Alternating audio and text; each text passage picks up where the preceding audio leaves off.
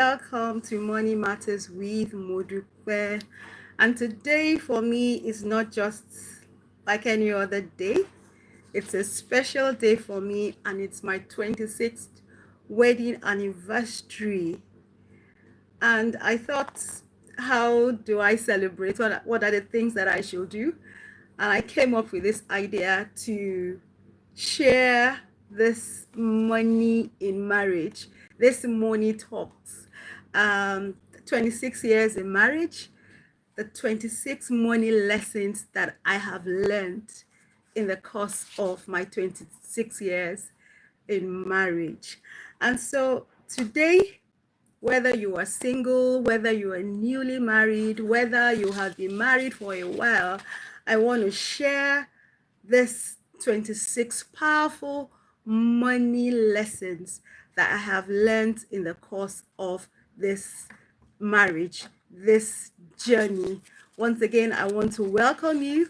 This is Money Matters with Modupe. So some of these lessons I learned early enough, some I learned in the course of my marriage journey. But I want to share powerful truths with you, powerful money lessons that you should learn from me.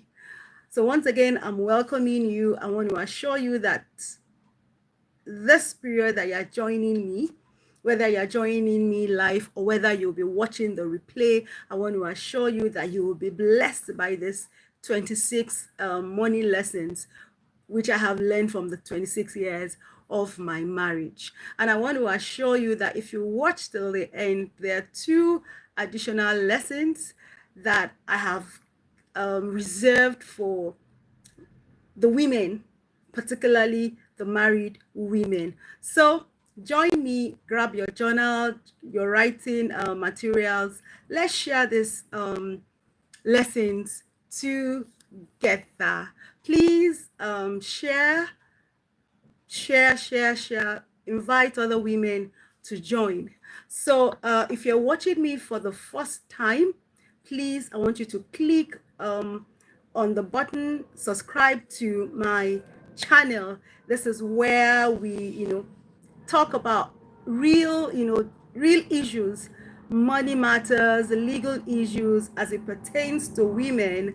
And I would love you to also be a part of this community. So in today's thank you so much. Thank you so much.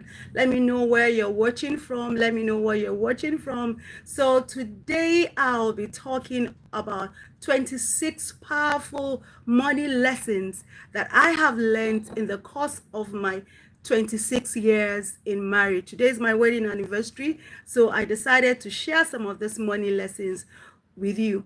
And these money lessons I have divided into 3 sections. What money lessons that you should learn before marriage, what you should learn at the early part of your marriage, and even as you go on, what are the money lessons that you should learn. So thank you for joining me. Thank you for joining me. Let me know where you're watching from. Let me know where you're watching from, because I want this to be an interactive time. Hi, hello. I want it to be an interactive time. So for me, over the course of the 26 years, I have learned a lot of financial, we've had a lot of financial wins. I've had financial mistakes, and also seasons. We've had seasons of plenty and seasons of lack, right? And all these have been lessons for me in the course of this journey. Let me introduce myself. My name is Modupe Vincent. If you're watching for the first time, I am a certified financial planner. I am a legal consultant with over 25 years experience. So if you're married, let me know that you're married. If you're not married, let me also know that you are not married. But I can assure you that this 26 lessons will surely be a blessing to you. Like I said, I'll be dividing today's life into 3. The first phase, the lessons that you should learn or you should know before you get married. And the next phase will be for newly married couples, and also as we grow in marriage, what are the money lessons that I have learned and that you should also know as well. So the very first money lesson which you should know, which I also learned during the course of my marriage, is that you should always discuss money matters before you say I do. I know when it comes to relationships, relationships that is going to lead to marriage, we're usually so excited. We're thinking, planning about the ceremony, what dress to wear, what suits to wear, how to take care of our guests.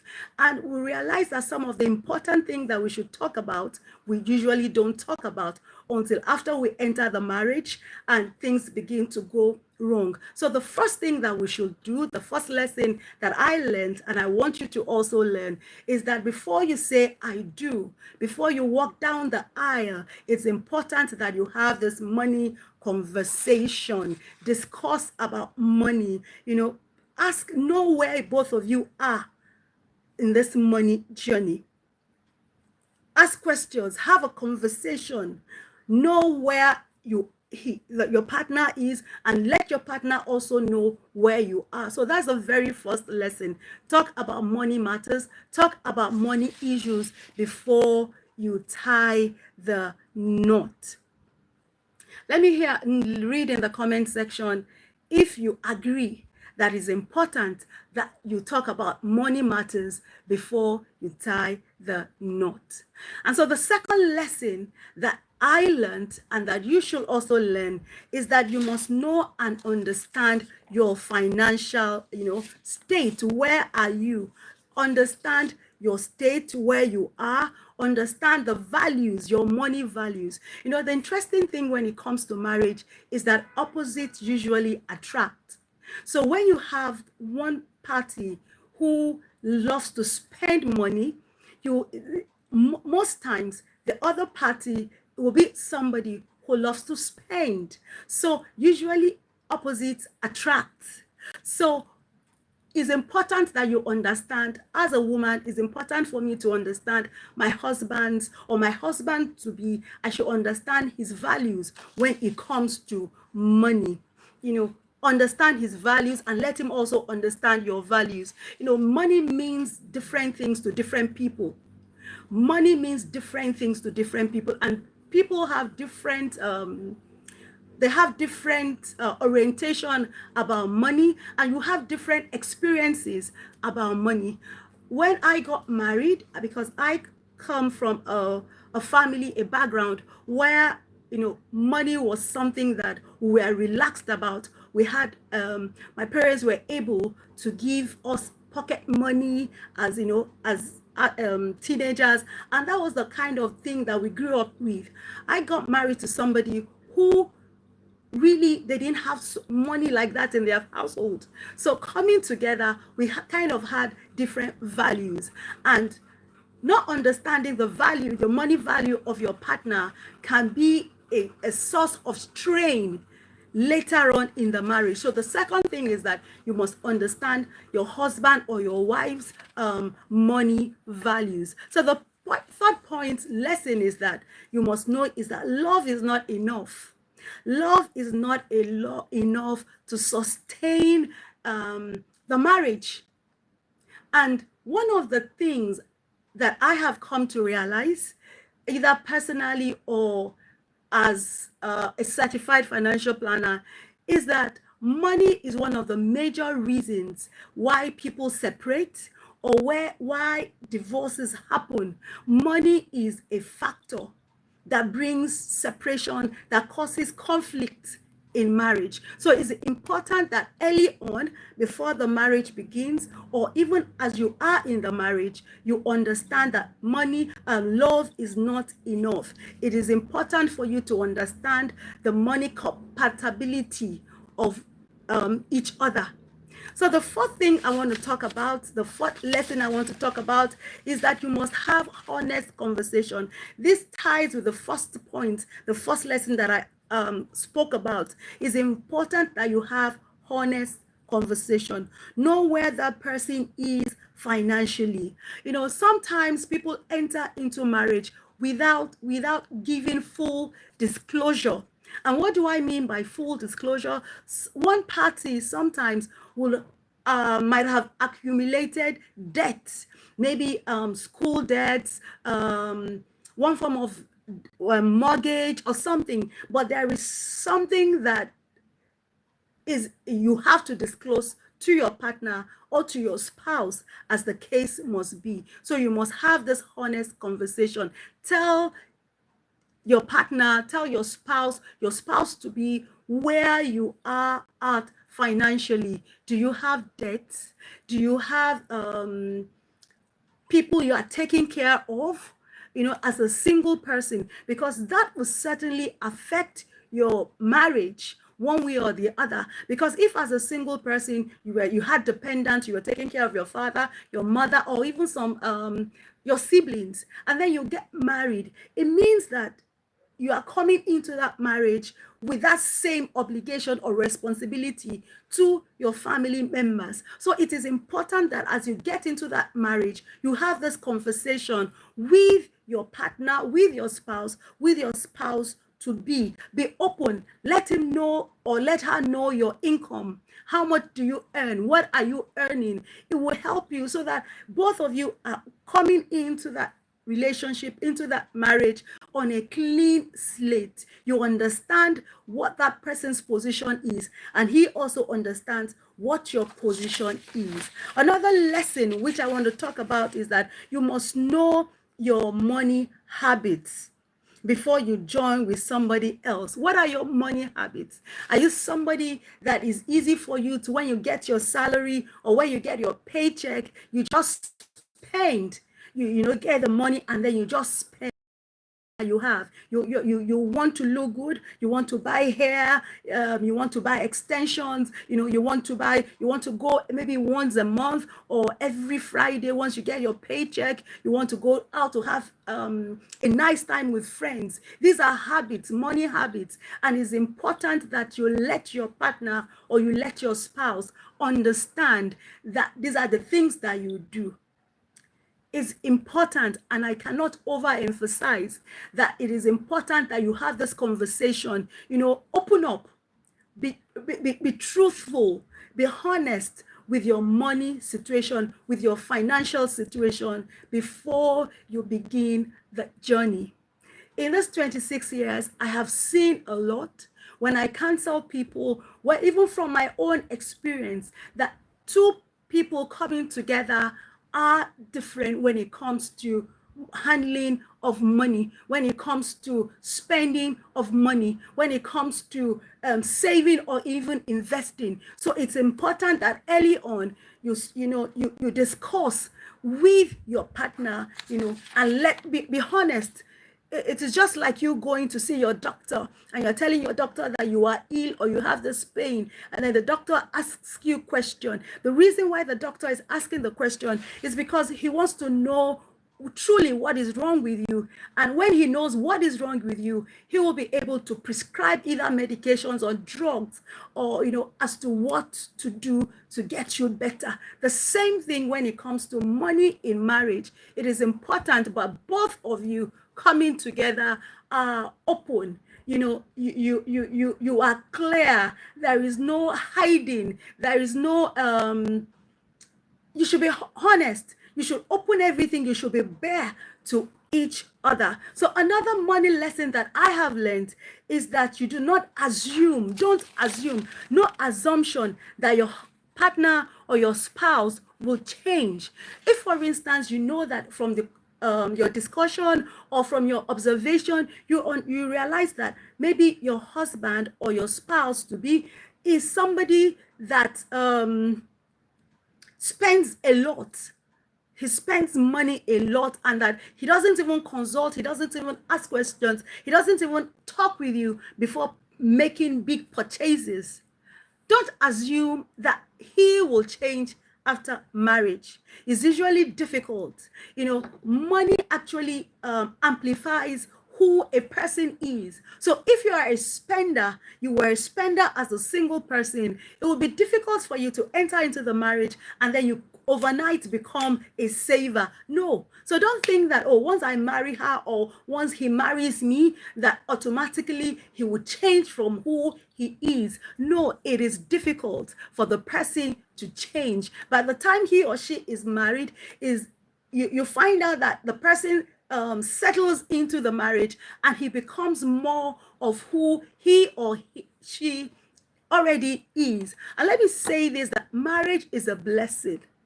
Marriage is a blessing, and money is something that can either bring both of you together, bond you more, or is something that can, make you to, repel one another. Money and marriage are two crucial things. And unfortunately, most people are not thought about money or marriage before they go into it. So most times when the two parties marry, both parties come in with the knowledge, with the baggage, or with the thing they had already seen. And that is what both parties begin to practice. And if care is not taken, money in marriage is something that can cause separation. And I pray that that will not happen to us. So another thing that we must do is that we must start, saving as quickly as possible. Start saving and start investing early. And that is why I have said that it is important that before you get married, before you go into that relationship, it's important that you have this money talk. Once you have this money talk, a lot of things will be resolved even before the journey begins. You are able to understand your husband or your wife or your partners. You are able to understand his or her mindset about money. Money is actually a tool. Money is actually neutral. Money only portrays the character of the person who is handling that money. So if you are a stingy person, money is neutral. Money will only amplify who you are. It will only show more of your stinginess. And if you are a giver, natural giver, when you have that money, you will only amplify, that your giving spirit. And so when the two of you come together, you will only amplify the kind of nature or the kind of character that you have. So we're talking about money in marriage. I'm looking at the 26 money lessons that I have learned in my 26 years of marriage. That is what we're looking at this evening. And another lesson, which is the 6th lesson, is that you as an individual, you must have your financial goals. So yes, two people are coming together, but as a person, you must have your own financial goal. And he also must have his own financial goal. And you must be able to talk about these goals even before you say, I do. Yes, because one of the reasons why you have friction is that when money comes in, you realize that maybe one person is more favored than the other party because you have different kind of money situation in marriages. There are different situations. You have situation where both couples are working. You have a situation where only one person is working. And in this part of the world, for us in Nigeria, in Africa, mainly you find that when one party is working, it's usually the men, the husbands that work. And then you realize that it's the women that usually stay home to take care of the children or to look after, different things. So you can imagine where it is the husband that is making the money, that is earning the money, and the woman is the one at home. She is not earning any form of income whatsoever. But as a person, she as well would have her own goals. She will have the things that she had dreamed of doing.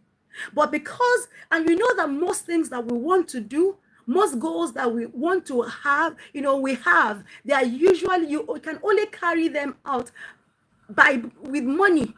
So if you don't have the finances, if you don't have the money, it will be difficult for you to fulfill some of these goals. In fact, most of these goals. So when you are not able to fulfill these goals, you begin to have somebody in the marriage who feels neglected, who feels cheated, while the other person who is bringing in the money will feel that, after all, I'm the one going out to make the money. I should be the one to be able to decide on what to do with the money. So these are the conversations and these are the realities that we need to face before we get into that marriage. So I want to ask you, if you have gained value or you are gaining value, please, I want to ask you at this point, if you have not yet subscribed to Money Matters, this channel, I want to plead with you to please subscribe and help to make this community to grow. Please like as well. I want to read from you. This way it will help YouTube to amplify this channel. Thank you if you have watched so far. And then I want to move into the next phase, and this is the early phase of the marriage. This is the honeymoon stage. This is the stage where you're still getting to know one another. So at this point, these are the money lessons that I learned. These are the money lessons that I talk to married couples when they come for counseling. And this is also what I want to share with you. One of the things that you should do is that you should create a joint budget. Create a budget. A budget is simply a spending plan. It tells you, okay, this is how much that is coming in. This is how we are spending this money. That is simply what a budget is all about. It is simply a spending plan. So we're saying that as a couple, it's important that you have a spending plan. Have a budget. Stick to it. And let me say this, that your first budget as a couple will definitely not be the best budget for you. It will not be the best spending plan for you, but it is important that you start with a spending plan. It's important that you start with a budget. It is important that you have it. Both of you should contribute to it. Don't forget that at this time, for most couples, they do not have children at this point. It is the early phase of the marriage life. And so both of you should come together and plan, have an input into the spending plan, have an input into the budget.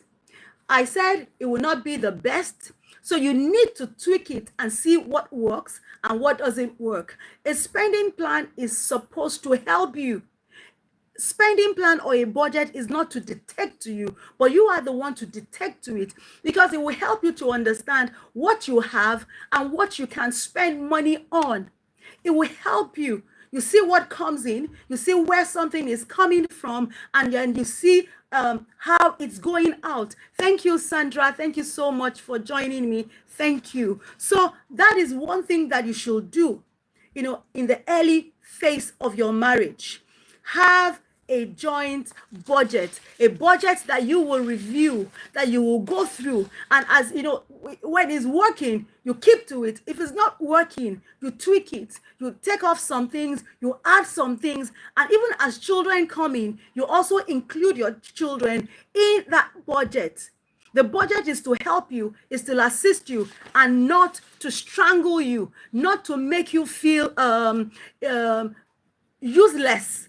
So that is the essence of that spending plan. Another thing lesson that I want you to learn is that you must separate roles. Both of you must separate roles. You must understand your strength. You must understand that, okay, this person, when it comes to our finances, this person is the one that always ensures that we pay our bills on time. You will know who that person is. The person who, doesn't even bother whether it's time for us to pay a bill or not. There is one person who is always faithful, who is always considerate, one person who always follows through. So it is important that you understand and separate roles, because where nobody is in charge of anything, everything will just be left without anyone taking control. So you separate roles, share responsibilities when it comes to your finances, when it comes to your money matters, and know who handles what. Know the person that, okay, will understand, you track your spending. Know the person that would sit and say, oh, it's time for us to pay this particular bill or not. And the ninth one, another one I want to talk about, is that you must be open. Hide nothing when it comes to your money matters. Financial secrets can break trust. Imagine when somebody just goes, we're talking about family finances. We're talking about the lessons we are learning. When one person just goes out to make a purchase without informing the other person. Meanwhile, you have a budget, but the other person has just gone to buy something without consulting or informing the other person that, look, we need to get this thing. So you must be open. At this stage, you must be open. You must be accountable to each other. Money, like I said, is a tool. And when it comes to your money matters, remember that you are a team. Both of you are a team. You are working for one another.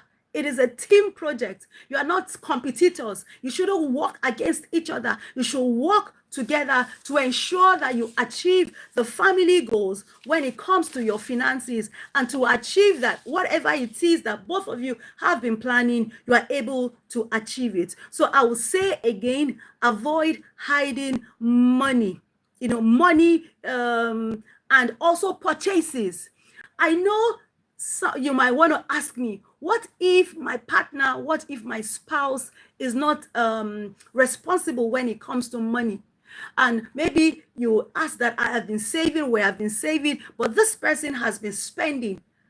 And you're not telling me to be open. You're not telling me to tell him or her all I have, because I've seen situations whereby you planned on saving, investing, and even planning ahead for the children, and both of you started doing it, and then one person who is not financially responsible goes and then spend, or take that money and spend it on something that is not for the benefit of the family. You might have that question and say, so what do I do in this instance? How will I be open when I know that when I'm open, this person is going to spend it all? Yes, this can be an exception to the general rule of accountability, of transparency. I understand, and certainly we'll come to that later. So another thing that you must do is that it's important that you have money meetings.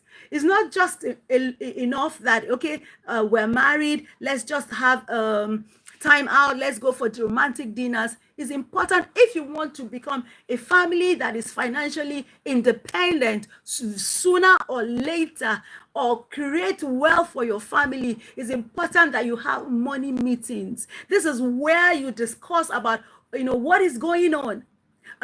You review things, you review your budget, you review your situation. Maybe now you have one of you have gotten a promotion, maybe one of you has been laid off, maybe you have decided to start a family business.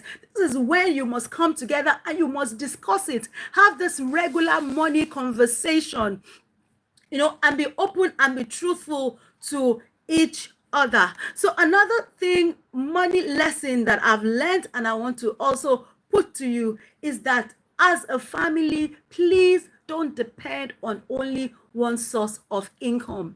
Having only one source of income as a family is very close to not having any source of income at all. Because what happens if something happens to the person who is the sole breadwinner, in quotes, of that family? Remember during the period of COVID-19, where a number of people could not work, we saw how dangerous it is when you have just one source of income. So as a family, part of your money discussions that you must have is, how do we grow sources of income? Thank God for technology. There are other ways of making money online now. So you have to be practical. You have to think about your family situation and discuss, what do we do? How do we increase our sources of income? It doesn't only have to be active source of income. What I mean by active source of income is when you go out to work.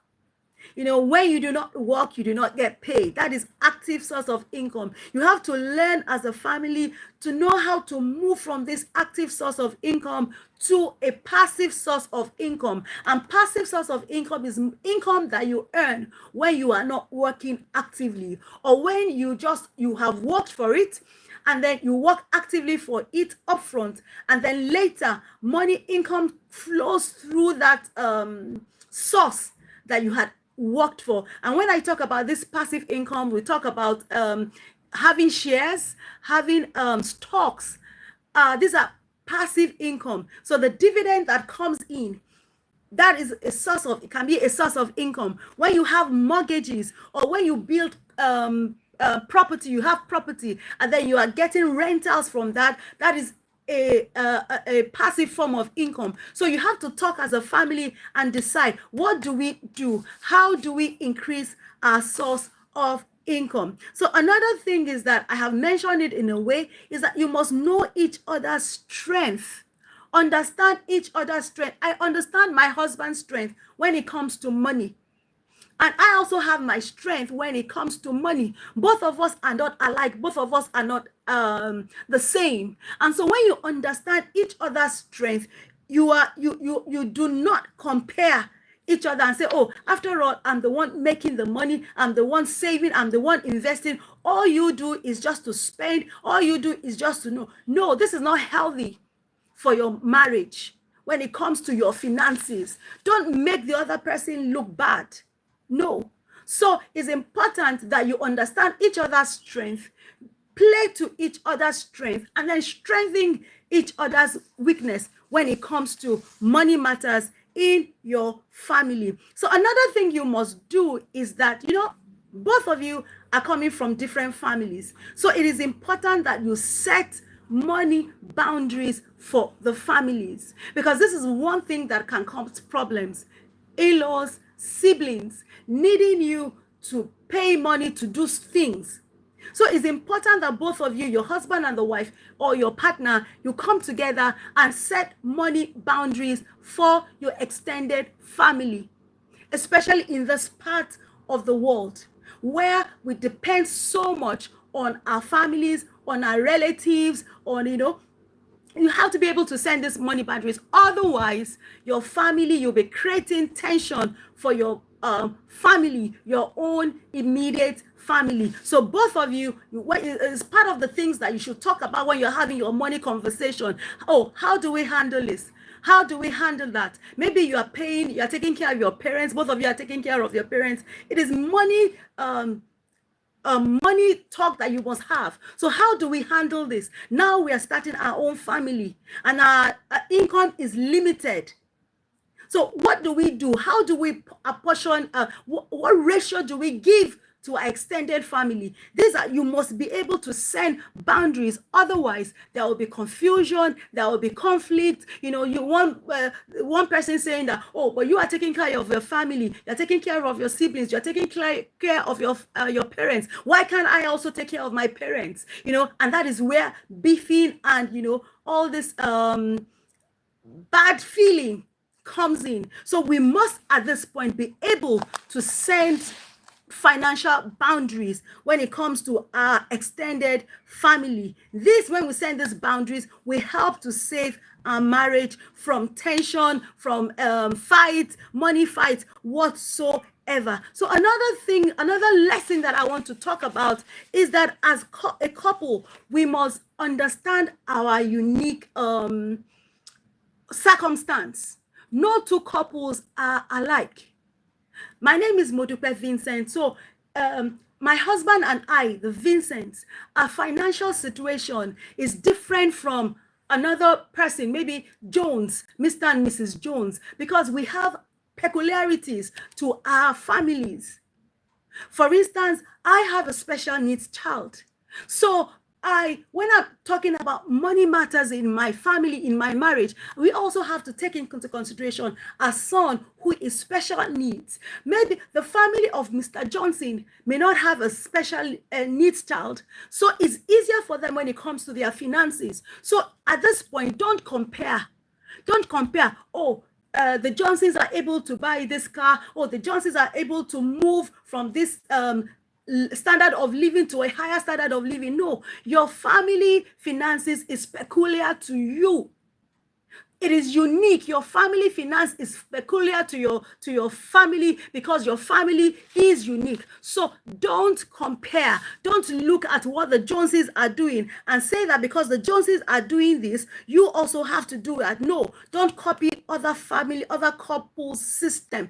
Have your own system. Know what financial system works for you and stick to it. The aim is to get you to become financial independent. The goal is to help you to create wealth for your family, not to destroy your family financially, not to bring your family down financially. So don't compare. Don't say they are doing this and then we have to do it. No, work according to your circumstance, work according to your income, have goals, have smart goals, and work towards those goals. So another thing I want to talk about, another lesson that I have learned, and I also want you to learn, is that you must save for the rainy day. What we call emergency. Emergencies will always happen. We may not know when they would happen, but certainly one time or the other, they would happen. So when it happens, how will your family be? Will you be stranded financially? The goal is to help to, handle those emergencies that comes in. So you begin to save for those raining days, for those unforeseen circumstances that may occur. We know they will occur. When they will occur is when we don't know, but they'll certainly occur. So start taking steps. Start taking steps. Even if you have to start saving little by little, but you must start from somewhere. You must be consistent, and you must start with something that would work for you. So at this point, let me hear from you.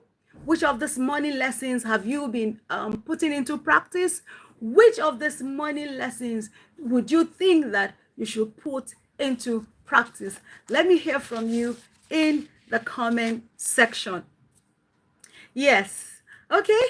All right. Maybe you are still digesting it, but we're talking about money in marriage, and I'm sharing my own lessons, the 26 lessons I have learned during the 26 years of my wedding, which I'm celebrating the 26 years today.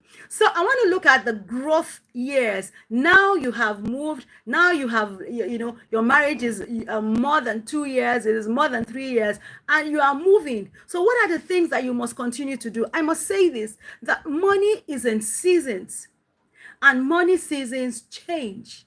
There will be time when you have, like, you're just wondering, where did the money go? Where did my paycheck go? It seems to be a period of lack, a period which we will call a lean season, when everything is not just adding up. That is a season that would come. And then there will be seasons whereby you will have plenty. So I just want you to know that money is in seasons, and these seasons will certainly come. So when it happens, you need to be prepared. You must be prepared for all seasons. You must talk about when the seasons come, what will happen. Now you are no longer young couples. Now you are growing.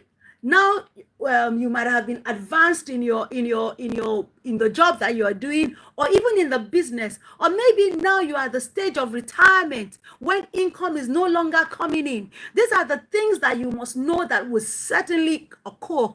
Money is in circles. Time of plenty and the time of lack. Maybe now you are still 1 year anniversary, wedding anniversary. Maybe now you're still 2 years. Maybe now you're still 3 years. I want you to remember that there will be a time when you will be 10 years, when the children will start coming, when you will be 15 years, when you will be 20 years, and then you have to spend. You have to start thinking of retirement. What will happen? Maybe it is at that stage when you are advanced, maybe you are 50, you are going towards 60, that the children will start coming. What income are you going to use to take care of these children? So Money is in seasons. You must understand it is in circles, and everyone will undergo, every marriage, every couple will undergo this different financial seasons. How have you planned, or how are you going to plan for this season? This is a money lesson I want to share with you, and I want you to start thinking about when that time comes, because certainly that time will come. Another thing that we must do, another lesson that we must learn, is that we must stop, we must never stop dreaming together. Don't forget, it is a team. Marriage is a team. Nobody gets married with the intention that they're going to break off. But things happen, life happens, and we see separation coming in. We see divorce happening. I am a legal practitioner, and I see it. Right now, I'm a customary court judge. So I see marriages, breaking down. And I see that one of the reasons that why marriages break down is because of finances. And I see that most times women are actually at the receiving end. When the man says, look, I am no longer interested in this marriage, and the woman is insisting that I cannot leave this marriage. And then you ask, maybe the man is abusing the woman, and then you ask, why do you still want to keep on in this marriage, knowing fully well that things are not okay? And she tells you that, where do I start from? She tells you that, what do I do? Because she has not, have not really put herself to money issues. So it's important that as a couple, you must never stop dreaming together. Like I said, set financial goals, and that goals must be fair to each other. I said that there are some women who are not working, who are not earning. They are the ones taking care of the children. What happens? That woman also has a goal. Let it be all encompassing. While you're also talking about your own desire, let her also talk about her own desire, and work it together, fit these things into your money, family finances. Is very, very important. Please think about the future, be focused. And then another lesson is that please never wait till you have big money, because that big money may never come. Don't say that, oh, until I'm able to raise $500,000, 500,000 pounds, 500,000 naira, before we start dreaming, before we start having goals, before we start saving or start investing. No, please, don't do that. Don't wait for that big money. Start small, budget, manage. It will help you to manage your money well. Please. And so another money lesson, which is the 20th one, is that you must teach your children about money. Oh, it's very important that the things that we have worked for, that our children will not scatter them. No. It's so interesting that we see that parents work so hard, they build houses, they do things, and then at the end of it, at least in this part of the world, you see some children who have not been taught about financial illiteracy. You see them selling these buildings. You see them, destroying the things that their parents have worked for. So it's important for that from early age, as a couple, you teach your children about financial literacy, their age-appropriate teaching that you can give them. You can start them with having piggy banks to save. You can help them to understand the importance of working and earning. There are different ways that we can do it, but it is important that we teach our children. Another money lesson, and this is very, very dear, it is very close to me, is that we must be able to forgive each other's financial mistakes. There are times when maybe, for instance, my own husband is, when it comes to money matters, when it comes to investment, he's a risk taker. And when it comes to me, I am a very conservative person when it comes to risks. I calculate, I think about it, but okay, let's go. So what happens when a financial mistake happens? Do you keep referring to it and saying, but it is because of your decision, it's because of the step that you took, it's because of what you did that has caused us this problem? No. Learn to forgive your financial mistakes. Financial mistakes will happen. It will happen. They may be small, they may be, large, whatever, but they will happen. So what happens when it happens? Learn to forgive, learn to talk about it, learn to discuss it, and then you learn to move on. It is very important. Otherwise, this can tear the family apart. It can tear the marriage apart. So please be kind to one another, as long as it wasn't deliberate to bring the family finances down. Please forgive and move on. Another money lesson is that you must learn to celebrate little wins. It is not until when you feel that you have bought that house that you should celebrate the little things. Celebrate the wins. It could be that you were able to pay off a loan or pay off a debt, but be able to celebrate little things. When you celebrate, you are able to move on. Maybe you are able to start buying shares. You have started buying mutual funds, ETFs. Maybe you have started to start your retirement, your 401k, 401k, or maybe your pensions plan. You started contributing towards it. It is a win. Celebrate it. Clap for yourself. Tell yourself, pat yourself, well done. I usually tell myself, Modupe, well done. I have financial goals for every month. Sometimes, for whatever reason, I may not meet up with it. But when I meet up with it, I tell myself, Modupe, well done, you have done well. Learn to celebrate individually and both as a couple. Celebrate your wins, no matter how small that they are. Another thing that I want to talk about is that please, financial stress is real. It is very real. When you go out to work, you wake up very early in the morning, you come back very late in the night, and then you are stressed. You are tired. Do not allow it to affect still your intimacy as a couple.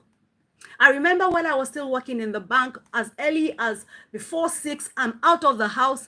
I come back in sometimes 10 p.m. in the night. By that time, the children are asleep. By that time, my husband too is, he's asleep. And then you go like that for days. You go like that for weeks. You go like that for months. It will steal your joy in marriage. It will steal your intimacy. So please don't let the financial stress, maybe you're trying to meet up with your mortgage, you're trying to do this, just calm down. Calm down, take some time off, relax, and do what you need to do. Another financial lesson, money lesson that I want to talk to us about is that we must be able to take financial decisions together. It's important. Don't say that, oh, after all, I'm the one that makes the money. Why should I want to take financial decisions together? Don't forget, it is a team. Money in marriage is about a team. You are growing that team together. Don't forget that a house that is divided against itself cannot stand. So you are coming together as a team. Plan together. Arrange together. Set goals together. Both of you must contribute to what you have to say. It is a joint venture. It is not just for one person. So please remember that. And I am a person of faith. I always say that you must pray. Yes, when it comes to your finances, it's important that you also pray about it. Ask God for wisdom. Ask him for wisdom. And when you pray together as a couple about your finances, it tends to strengthen your faith. It tends to bind you and bring you together. It is important. And then another money lesson is that don't assume that your spouse, your husband or your wife, don't assume that you understand their mindset. Ask questions. What do you think about this? What do you think about we going into debt? We say that there are two types of debt. You have the good debt, you have the bad debt. That the bad debt are the things that you just keep buying liabilities, and then the good ones are the ones that you use to buy assets for yourself. Assets are the things that will make your money grow. So it's important. Don't just assume. Ask them, what do you feel about, when we have debt? What do you think about we having mortgage, taking a second mortgage? What do we do? How do we plan? Do we take one? Do we live in one? Just Ask about their mindset. Be interested. No, because that person's mindset is what would determine their actions. That's what would determine how they view money and the decisions that they take concerning money. And so I have come to the end of my 26 money lessons that I have learned in this 26 years of my marriage.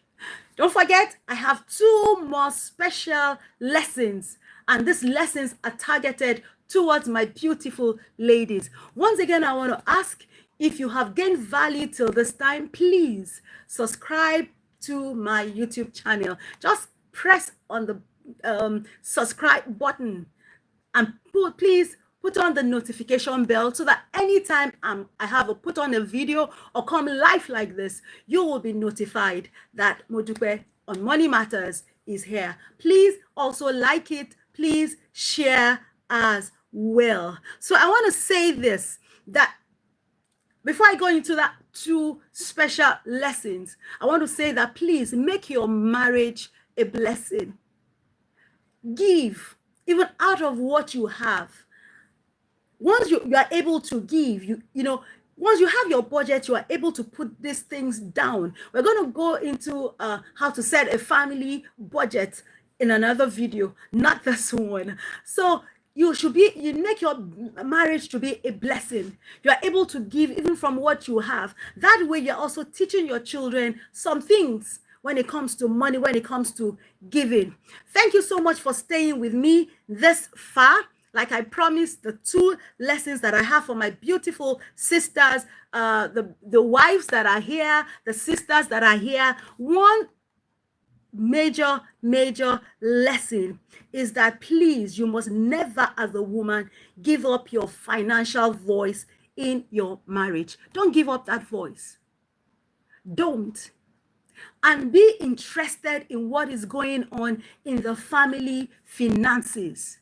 Know what is going on. When I ask a lot of women who come for counseling with me, I ask them, okay, so how much do you spend income in your family? Or how much do you pay as rent? Many women are ignorant. And then I ask them, why? They tell me, well, my husband handles everything that has to do with the money. Oh, my sisters, please. Don't leave that to the men alone. Don't leave it to the husbands alone. Understand your family finances. Understand what income comes in. Understand, do we have assets as a family? Do we have property as a family? Have a voice. Give an input. Even if you're not the one bringing in the money, show that you have an understanding. You are financially literate. Say something. Oh, don't let us put our money in this ETF. Let us remove our money from here. Oh, let us do this mutual fund. Oh, let us do this. Let us get into the government bonds. Learn about it, know about it, and have a voice. So that's the very first thing I want to say to my women. The second one I want to say is that have something of your own. It can be a business, it can be a job, it can be a skill, but have something that is also bringing in money for you as your own. I always tell women, please, even if you're a stay-at-home mom, there's so many things you can do, but it's important that you have your own income as well. It gives you credibility. It gives you value as a person, as a woman. You're giving an example to your children. You're letting them know that women also can make money. Women can make money while they are taking care of the family. So these 2 are for my beautiful sisters out here. So once again, I want to say a very big thank you for joining me in today. If this lessons have blessed you, don't forget to please like the video, subscribe, share to other women. Let us speak financial things to them.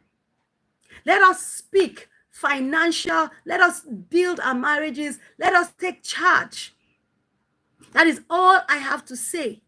I pray that these money lessons have inspired you to build stronger marriages, so that you are also able to make wiser financial decisions from the lessons that you have learned this evening.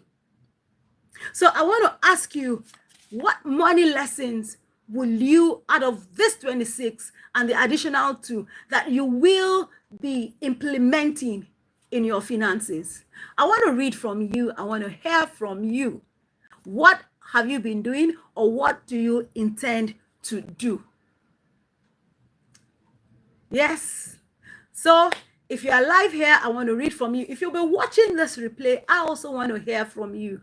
Don't forget, I am here to help you on this money, to navigate this money journey. We're building a community, empowered women, empowered people, empowered family, who will take our families, who will take ourselves to a greater level, become financially independent, and create sustainable wealth for ourselves and also for our families. So once again, I want to thank you so much for watching. Thank you for joining me. I appreciate your time with me. I appreciate your comments so far. So let us keep growing. Let us keep glowing. Let's keep walking in wisdom.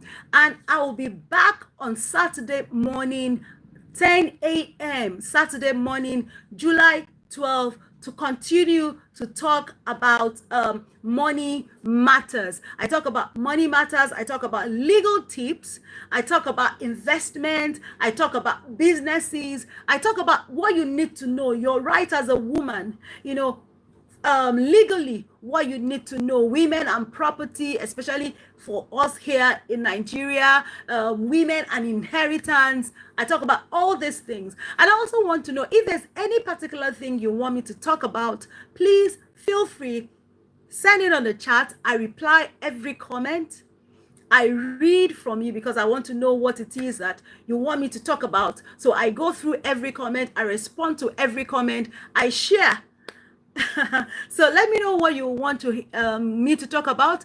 I have so many videos here on this channel. I've talked about the new tax law that is going to take effect from the 1st of January 2026, the new Tax Reform Act. I've spoken about it. I've spoken about investment, how to invest successfully in the Nigerian stock market. So whether you are here in Nigeria, whether you live outside Nigeria, you are able to do all this. So Saturday, by the grace of God, 10 a.m., 12th July, I'll be talking about registration of business. Why should I register my business? What the types of businesses that we have, the benefits, and if you have any questions you want me to answer, please feel free. I am your person. I am the person that will take you and navigate this money journey, this legal journey. Thank you once again for watching. God bless you, and I will see you at the top. Please remember me in your prayers as I celebrate my 26 years